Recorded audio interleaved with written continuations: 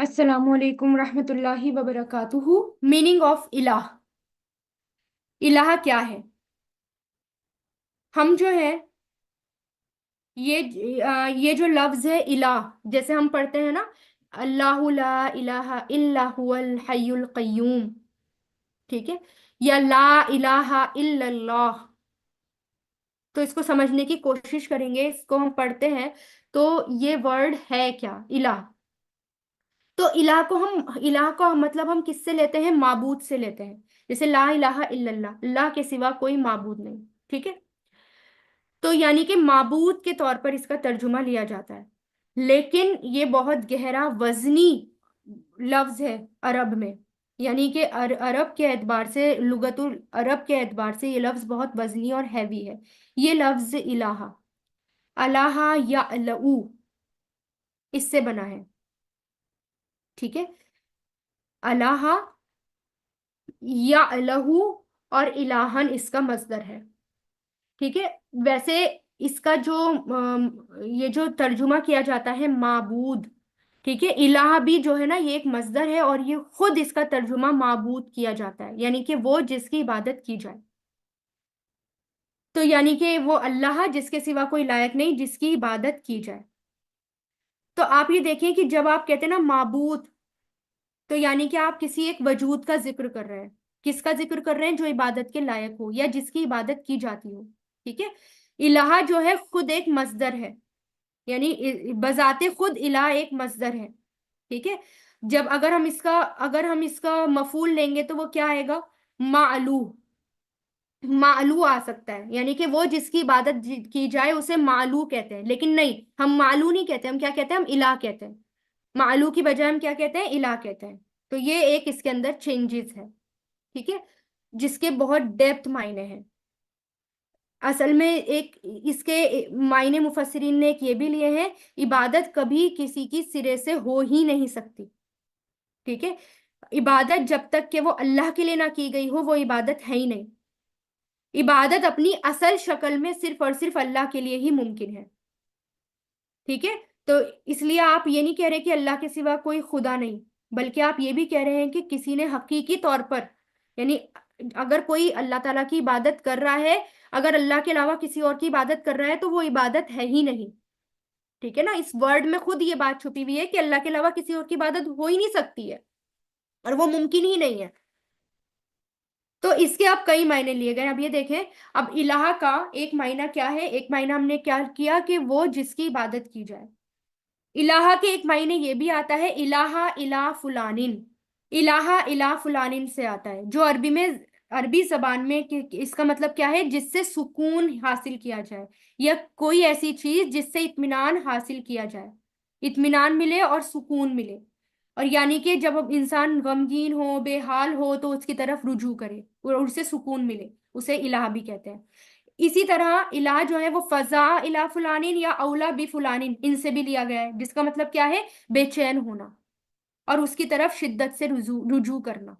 तो इसका मतलब क्या हुआ? इलाह का एक और मतलब ये भी है कि आपको सुकून कहीं और नहीं मिलेगा सिवाय अल्लाह के, इत्मीनान कहीं और मिल ही नहीं सकता सिवाय अल्लाह के।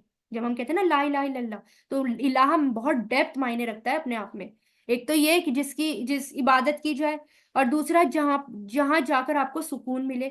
उसके सिवा सुकून और इत्मीनान आपको कहीं नसीब नहीं होगा, कहीं हासिल नहीं होगा। मायूसी या बेबसी में रुजू करने के लिए, यानी अगर हम मायूस हो रहे हैं या बेबस हो रहे हैं बहुत ज्यादा, तो हम रुजू करते हैं किसकी तरफ? अल्लाह के, और उस इलाह की तरफ, यानी अल्लाह की तरफ। यानी अल्लाह ही वो वाहिद रफीक है, दोस्त है, जहां आपको सुकून हासिल मिलेगा, इत्मीनान आपको मिलेगा, ठीक है। ये खूबसूरत मायने हैं इलाह के। और इलाह का मफहूम तहीर से भी है, यानी कि हैरत ज़दा या मगलूब होना, यानी कि किसी के रोब या दबदबे में आना। लिहाजा इसका मतलब और क्या हुआ? ला इलाहा इल्लल्लाह का मतलब एक ये भी है कि अल्लाह के अलावा किसी चीज से मरऊब या हैरत ज़दा होने की जरूरत ही नहीं है, किसी से डरने की जरूरत ही नहीं है। जिंदगी में कुछ भी आपको सताए, कुछ भी आपको परेशान हो, यानी कोई ऐसी चीज नहीं है जो आपको मगलूब कर दे, हरा दे, जो आपको आजिज कर दे, ठीक है। क्योंकि आपके पास अल्लाह, इलाह का सहारा है, क्योंकि आपके पास अल्लाह है, बस। और वही आपके लिए फिर काफी है। ٹھیک ہے. پھر اب دیکھیں الہ جو ہے یہ کہا جاتا ہے الہ حمزہ لام اور ہا. یہی پڑھا ہے نا ہم نے. الہ حمزہ لام اور ہا. لیکن مفسرین کہتے ہیں اصل میں یہ ورڈ یہ اس کے روٹ لیٹرز واو لام ہا سے لیا گیا. ٹھیک ہے. واو کو حمزہ میں بدل دیا گیا, اس کو ابدال کہتے ہیں. یعنی واو کو حمزہ میں بدلا جا سکتا ہے, اس کو ابدال کہتے ہیں. تو اس کا یعنی اصل اس کا کیا ہے, ولیحہ. ولیحہ سے لیا گیا ہے. یعنی اس کا مطلب کیا ہوتا ہے, کسی سے انتہائی محبت کرنا. کسی سے انتہائی محبت کرنا وہ ہوتا ہے. یعنی کہ یہ محبت یعنی یہ محبت کی ایک قسم ہے جس میں انسان اتنا مغلوب ہو جاتا ہے کہ وہ کسی تکلیف کو محسوس ہی نہیں کرتا. یعنی ایک ایسی محبت کہ اتنا زیادہ اس محبت میں انسان پڑ جائے کہ کسی اور تکلیف کو محسوس نہ کرے, چاہے وہ تکلیف کتنی ہی بڑی کیوں نہ ہو, چاہے کتنی ہی زیادہ بھوک لگ رہی ہو, لیکن وہ بھوک کو تکلیف محسوس نہیں کرتا جب اس سے محبت ہو جائے, کسی اور سے محبت ہو جائے. تو وہ الہ کے معنوں میں ہے. یعنی کہ وہ محبت خود ایک سکون بن جاتی ہے, تسکین بن جاتی ہے. تو ولیحہ وہی محبت کہلاتی ہے. ٹھیک ہے. تو اب اس کا مطلب کیا ہوا, الہ کے دیکھیں اب کتنے سارے معنی ہوئے کہ جس کے پاس جا کر آپ کو سکون, یعنی ایک وہ شخص وہ ہستی جس کی عبادت کی جائے, وہ جس کے پاس جا کر سکون حاصل ہو, وہ جس کے علاوہ کسی اور سے ڈرنے کی ضرورت نہیں ہے. مایوس کتنے بھی مایوس ہوں, کتنے بھی غم ہوں, بس وہ ہمارے لیے, وہ ذات ہمارے لیے کافی ہے. اس کی محبت اتنی شدید محبت کہ اس کے علاوہ اس کی محبت میں اتنا پڑ جانا کہ کوئی تکلیف محسوس ہی نہیں ہو رہی ہے, چاہے کتنی بھی بھوک لگ رہی ہے. آپ دیکھیں ہم روزہ رکھتے ہیں, روزے میں کتنی بھوک لگ رہی ہوتی ہے, لیکن ہمیں روزے میں اللہ تعالیٰ کی ذات کافی ہو جاتی ہے نا, ہم اس کی رضا کافی ہو جاتی ہے, ہمیں اس کی رضا کے آگے بھوک نہیں لگتی. پھر ہمیں لگتا ہے نہیں, اللہ کو راضی کرنا ہے, ایک مین مقصد ہمارا وہی بن جاتا ہے. اب عرب میں محبت کے لیے محبت کے 14 درجے بتائے گئے ہیں. ویسے تو الگ الگ لوگوں نے, مفسرین نے الگ الگ لیولز بتائے ہیں, کسی نے کہا ہے کہ 9 یا 10 درجے ہیں, لیکن عربی زبان میں محبت کے 14 درجے ملتے ہیں. تو دیکھیں, الہوا, الصبوا, الشغف, الوجد, الکلف, العشق, النجوى, الشوق, الوصف, الاستقانہ, الود, الخلا, الغراب, الحب, الولا, الہیام. یہ 14 درجے ہوتے ہیں کس کے, محبت کے. اب آپ دیکھیے گا, اب آپ کو پتا چلے گا کہ الہ کیا ہوتا ہے. ٹھیک ہے. تو تھوڑا تھوڑا سا اس کے بارے میں دیکھتے ہیں. الہوا, ہوا کون سی محبت ہوتی ہے؟ ہوا جو ہے محبت کا سب سے کمزور اور نچلا درجہ ہے, جس میں صرف اور صرف جسمانی کشش ہوتی ہے اور کچھ نہیں ہوتا, جس میں صرف جسمانی حسن ہوتا ہے اور کچھ نہیں ہوتا, وہ ہوا ہوتی ہے. اس کے بعد الوجد آتی ہے محبت. یہ محبت میں شدت بڑھ جاتی ہے اس محبت میں, یعنی یہ الہوا سے آگے کی کیفیت ہے. ٹھیک ہے. اور یعنی کہ الوجد جو اتنی زیادہ ہو کہ شدت بڑھ جائے, یعنی کہ ہوا جو ہے صرف اور صرف لسٹ ہوتا ہے اس کے اندر, لیکن الوجد جو ہے وہ اس سے آگے کا درجہ ہے. پھر ایک آتی ہے الکلف. کلف وہ محبت ہوتی ہے جو کہ انسان کو, یعنی ایسی محبت جس سے انسان ایک طرح سے بوجھ محسوس کرنا شروع کر دیتا ہے, یعنی کہ وہ دل پر ایک بوجھ کی طرح ہوتی ہے. اسی طرح ایک ان نجوا ہوتی ہے. نجوا محبت کی وہ قسم جو آپ کو چھپانی پڑتی ہے, یعنی کہ آپ اس کو چھپا نہیں پا رہے ہیں, چہرے پر آ ہی جاتی ہے لیکن آپ کو چھپانی پڑتی ہے, پھر بھی وہ ظاہر ہو جاتی ہے. اس کے بعد آتی ہے الاستقانہ. سب کے بارے میں نہیں بات کر رہی میں, تھوڑی سی بتاؤں گی. الاستقانہ, استقانہ محبت کی وہ کیفیت ہوتی ہے جو آپ کو پیرالائز کر دیتی ہے, مفلوج کر دیتی ہے, پیرالائز کر دیتی ہے, یعنی آپ بستر سے اٹھ نہیں پاتے, صرف اسی کے بارے میں سوچتے رہتے ہیں. یہ محبت آپ کو بالکل بیکار بنا دیتی ہے. اور سب سے لاسٹ جو درجہ ہوتا ہے نا محبت کا, وہ ہوتا ہے الہیام. الہیام عربوں کے نزدیک بالکل آخری درجہ ہے محبت کا. یعنی عربی زبان میں وہ فعل ہاما سے لیا گیا ہے, فعل ہاما سے.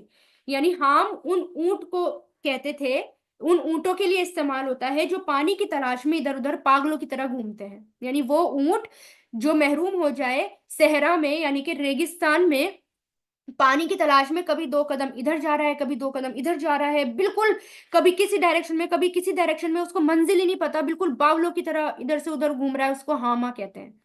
تو مطلب کہ حاما فی کلی وادن کے طور پر استعمال ہوتا ہے، جس کا مطلب ہے کہ کوئی شخص پاگلوں کی طرح بغیر کسی ڈائریکشن کے ادھر ادھر بھٹک رہا ہے، ٹھیک ہے؟ تو یہ محبت کا آخری درجہ ہے عربوں کے نزدیک، یعنی یہ آپ کو اتنا دیوانہ کر دے، اتنا دیوانہ کر دے کہ آپ بالکل مکمل طور پر پاگل ہو جائیں اور پاگل پن کا شکار ہو جائیں اور لاسٹ میں فنا ہو جائیں۔ لیکن اس سے کم کا ایک درجہ ہے، وہ الہیام ہے، ٹھیک ہے؟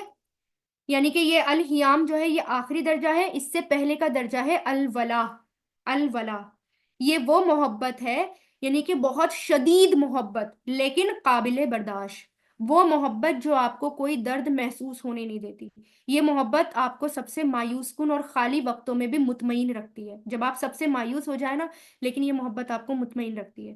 جب زندگی کی ہر چیز بگڑ رہی ہو، ہر چیز برباد ہو رہی ہو، اور آپ اس کے پاس جائیں اور آپ کو آپ اس کے پاس جائیں، اور وہ محبت ایسی ہے جو آپ کو سنبھال لیتی ہے، تو آپ کو کسی اور چیز کی ضرورت نہیں، وہ محبت جو آپ کی تمام ضروریات پوری کر دے، اور یہ ولاحہ ہے۔ اور یہ کس سے لیا گیا ہے؟ الہ، اس کی اصل یہ یعنی کہ ولاح یہ اصل شکل ہے، اور اس سے کیا بنا ہے؟ اس سے بنا ہے الہ۔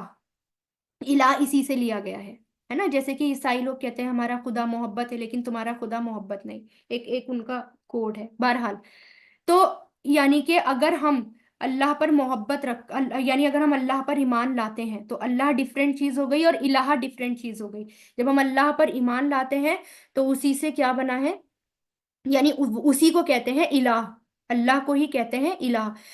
تو مطلب کیا ہوا؟ ایسی شدید محبت، ایسی شدت والی محبت جو آپ کو ہوش، یعنی کہ آپ اس میں ہوش، اپنے آپ کا ہوش سنبھالے رہتے ہیں، آپ کا ہوش جو ہے وہ بگڑتا نہیں ہے، آپ بالکل پاگل نہیں ہوتے، بس آپ وہاں جاتے ہیں اور وہاں آپ کو سکون ملتا ہے، آپ کو اطمینان ملتا ہے، ہر کیفیت میں آپ کو، ہر پرابلم میں، زندگی کی ہر مشکل میں وہ محبت آپ کے لیے کافی ہو جاتی ہے۔ اس لیے قرآن میں اللہ تعالیٰ فرماتے ہیں فَسَيَكْفِيكَهُمُ اللَّهُ، اللہ تمہارے لیے کافی ہے۔ سمجھ میں آ گیا؟ یہ ہوتا ہے الہ، وہ محبت کہلاتی ہے الہ۔ تو الہ جو ہے اپنے آپ میں بہت ڈیپ کانسیپٹ ہے۔